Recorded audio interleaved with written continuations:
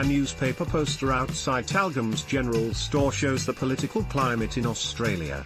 In Knighton/CNET, this is part of Fight the Power, a series about the people, organizations and countries transforming the way we think about energy for the better.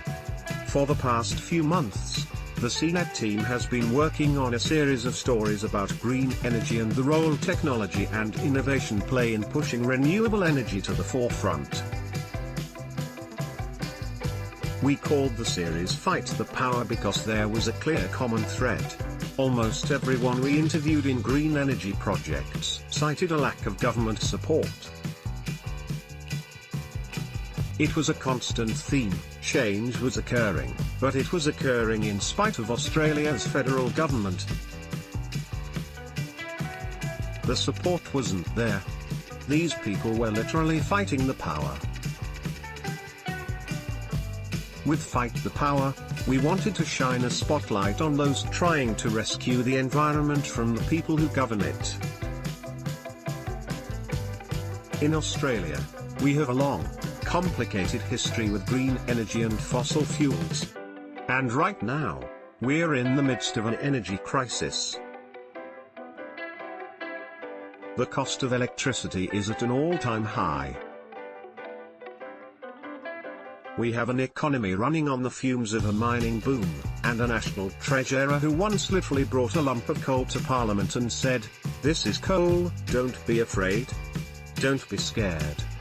We're a country diverting public funds to mining projects with the potential to destroy the Great Barrier Reef. We're Prime Minister who reportedly pressured AGL, one of Australia's largest energy providers, to keep its coal-fired power plant running for an extra 5 years instead of investing in green energy alternatives. To date, Australia is the only developed country to establish, and subsequently repeal, its own carbon tax. Roger Jones, a research fellow at the Victoria Institute of Strategic Economic Studies, called it a perfect storm of stupidity. It was a decision that tells you everything you need to know about the discourse surrounding environmental issues in Australia. We're in a strange place. But this isn't just an Australian problem. Across the Pacific Ocean, the US is wrestling with similar issues.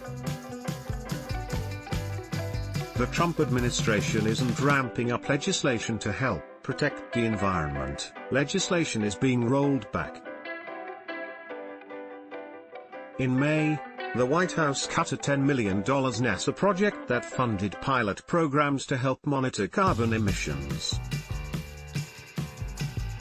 In April, the Environmental Protection Agency announced plans to roll back fuel efficiency standards for cars. In Knighton/CNET in March, the U.S. Federal Emergency Management Agency removed the term climate change from strategic plans. The phrase has also been removed from multiple agency websites. The Department of Energy's Clean Energy Investment Center is now called the Energy Investor Center.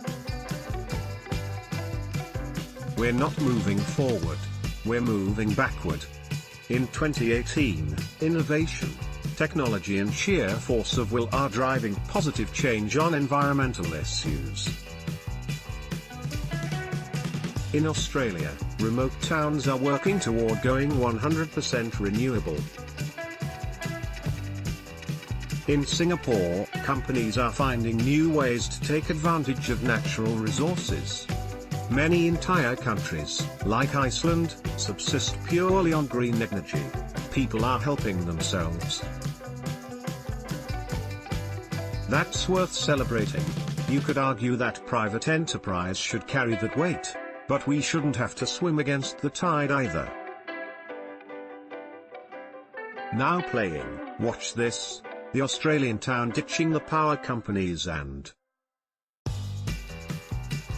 it's the job of those in power to help facilitate the growth of long-term, sustainable projects that can have a positive impact not just on the economy, but the planet as a whole. but more often than not it feels like we have to fight the power, and that's hardly ideal. Just over a year after bringing a lump of coal to Parliament, Scott Morrison delivered his first federal budget for Australia.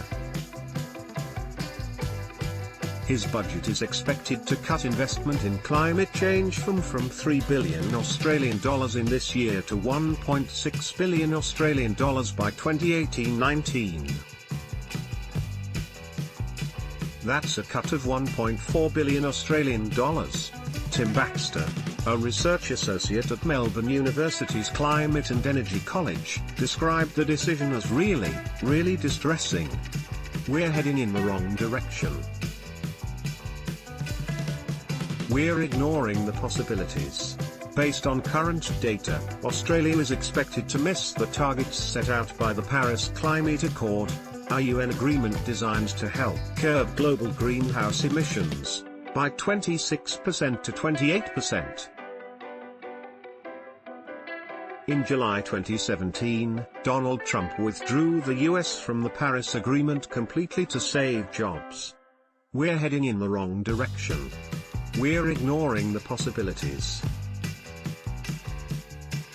A future powered entirely by renewable energy is not only within reach, it's already possible. Countries like Iceland, Costa Rica, Albania, Ethiopia, Paraguay, Zambia and Norway are already at 99% or 100%. It's difficult, and it requires a complete rethinking of infrastructure, but it can be done. And in all likelihood it will be done. Eventually, you'd hope. Surely. 20 years from now? 50 years?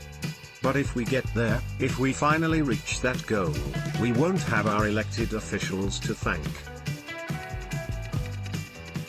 The ones who fight the power will save us in the end. Rebooting the Reef, CNET dives deep into how tech can help save Australia's Great Barrier Reef. CNET magazine. Check out a sample of the stories in CNET's Newsstand edition.